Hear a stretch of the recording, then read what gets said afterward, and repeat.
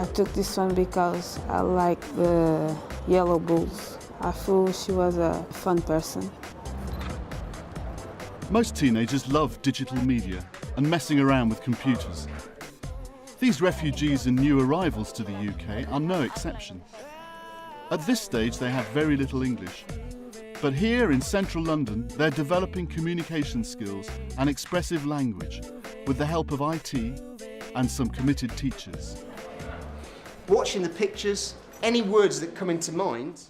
My name's Anthony Gunning. I'm a teacher for students who have English as additional language at the Olive Centre in Vauxhall, which is a fairly new provision for students in Lambeth without a school place. Possible. This group spend most of their week on the basics, like English and maths. But every Thursday they come to Lambeth City Learning Centre at the British Film Institute on the South Bank. There are really diverse reasons for them being here.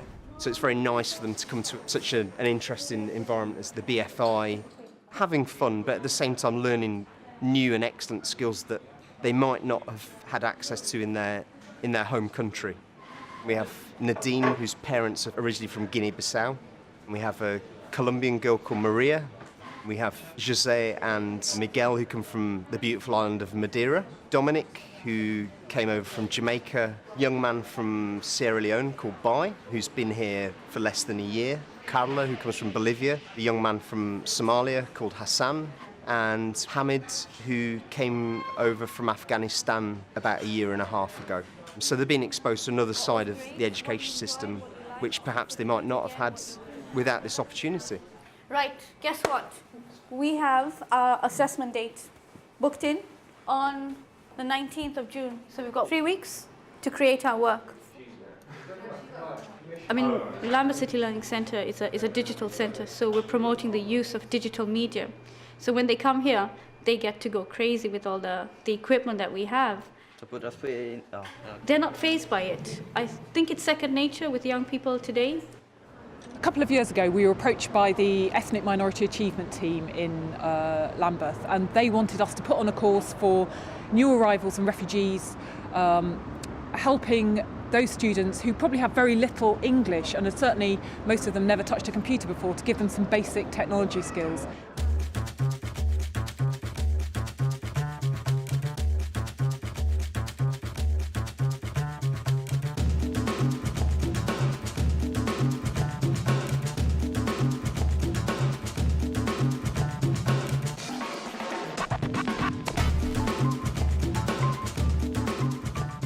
The animations they did started off with a storyboard based on superheroes, where the superheroes were the actual students, and they were going to save all these people or all these things that were happening around London. So they saved Mandela and the Queen, and they're going to stop Big Ben from being exploded, and all sorts of different scenarios. We start from scratches. This is basically the scenes of the film.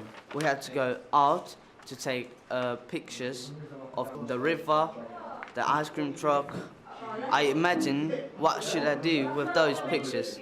And then from those pictures, I've took the story that I've done. We were actually saving Mandela of his boat because his boat was in fire. Then we had to come along the river with our ice cream truck to save Mandela. Mandela was he was dying. Then we came out of the ice cream truck. We went to the fire in the boat and we saved Nelson Mandela. And then we took him to a pub and we had a party with the Queen and Nelson Mandela and me and Alex. I prefer comedy films because the other ones are like, if you don't laugh, it's not the same thing. So I thought I should do a film where people can have a bit of fun.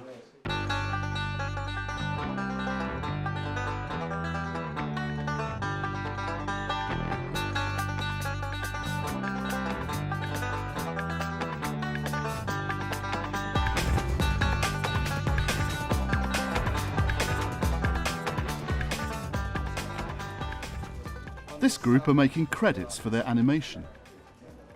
Joe's helping with an idea to keep the London theme going. On the South Bank where we are, there's an area where people can do graffiti. We thought, in keeping with the surroundings, we try and bring a bit of the South Bank downstairs to our basement and have a bit of graffiti. We make our name by our country flag. Our project is about Big Ben. So we make it like English, like England flag. I try to tell people and say, tell people about the different terrorism. They say, if we beware, anything can happen. Plane come and view, it can squash Big Ben. Outside, a fire blaze, the plane send a missile down, and Parliament explode. If we allowed, the world is going to squash, and we're going to suffer. No, we don't want it to happen. We just want people to aware anything can happen. When I watch it, I feel bad, you know. It's like a real thing. Yeah. In maybe mainstream education, or in large, big secondary schools, the kids who do well in school or are seen to do well in school are often the quietest, most easily hemmed in, shut up, and they'll do their work very happily, but they're not very creative. They won't bring their ideas. And with this lot, they've got the enthusiasm and they're really willing to work, but they're that healthy, kind of boisterous. They'll come out with their ideas and they won't be afraid to say what they think. Some students, when they're new to a language, will actually be absorbing a lot of knowledge in terms of language and grammar and structures and vocabulary, but might be reluctant to actually use it in a spoken sense.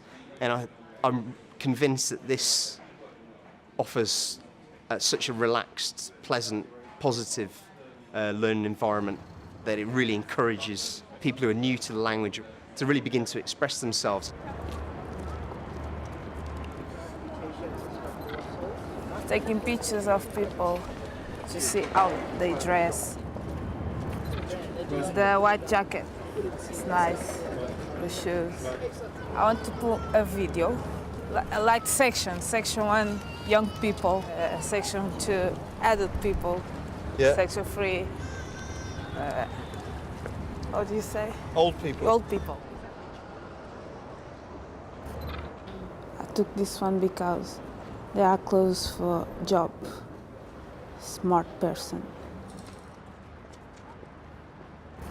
Took this one because they are sport clothes. I like the jacket and they are simple clothes. I go to the college or walk. They wear clothes for cold. Where they're not confident in English, I suppose we're giving them skills to express themselves and to develop, I suppose giving them an alternative language with which to express themselves. And I think the other key thing is a lot of the projects require cooperation and collaboration when maybe some of these students don't have the language through which to do that, but they're doing that through the technology, and I think that's also quite significant. Edit. And you say select all. And the work all goes towards a recognised qualification. The Arts Award was developed by the Arts Council and it's accredited by Trinity. It's a really flexible accreditation. It values and accredits young people's artwork across any art form. So we knew that this was sort of an interesting structure in which we could deliver some of those more functional technology skills. It's an equivalent to a GCSE pass. So they come in every Thursday, they have to do all the work. And then ultimately they get assessed by an external assessor, and hopefully they should do well. Last week, we went through what you need to do to pass the course. One of the things you need to do is to decide what you want to do for your final piece. What did you like doing? Photoshop? Animation? Photography? Come up with some ideas, what you want your project to be about. It could be anything. I want to take some pictures from Africa children and different people in Africa, like the president, how the president behave. Like some people don't have money but always happy. Like some people have money, never happy. So you've got comparisons of Yeah. maybe African cultures Yeah, and Western cultures. yeah, So cultures are a huge thing. In cultures is food, fashion, and then you talked about happiness. So that's Yeah. another big thing as well. So maybe we can maybe narrow ourselves down to maybe one or two of those things. Nadine's final project will build on her research photographs. So right now, what are you doing? You see this line? Put it around the lady and take this off. I want just the lady. Let's see. Is it working out all right? Excellent. And where did you get this picture from? Internet. So you could go to lots of clothing stores, shops, websites, Yeah. and get the images that you need from there. I want to find a catwalk in the internet to stop my work in Photoshop. If you see what I'm trying to do, I want her, at the same time she's walking through the catwalk, her mind is talking to her, and her mind will say, you're not alone in the world. You have to help the other people. They can be really articulate with their ideas, and they'll really like bring in a really massive range of things, from the kind of the inane, the ridiculous, the silly, like Victoria Beckham falling over on the catwalk, and then suddenly that will change round and become a sort of a comment on imbalances between the first world and the third world, and like an image culture and, you know, widespread poverty and famine. So you suddenly go from this kind of 15-year-old brain, and then they're off somewhere else very quickly. How do you say she's too... It's her image, she's too, like, you say arrogant last week, you remember that? Yeah, something like Kinda that. arrogant? Yeah, she's kind of... Thinks she's too important. Yeah. No, she's not too important, but she thinks that she is important. But she's not important for the world, innit? I want to send a message for those people who don't know about those people who need help.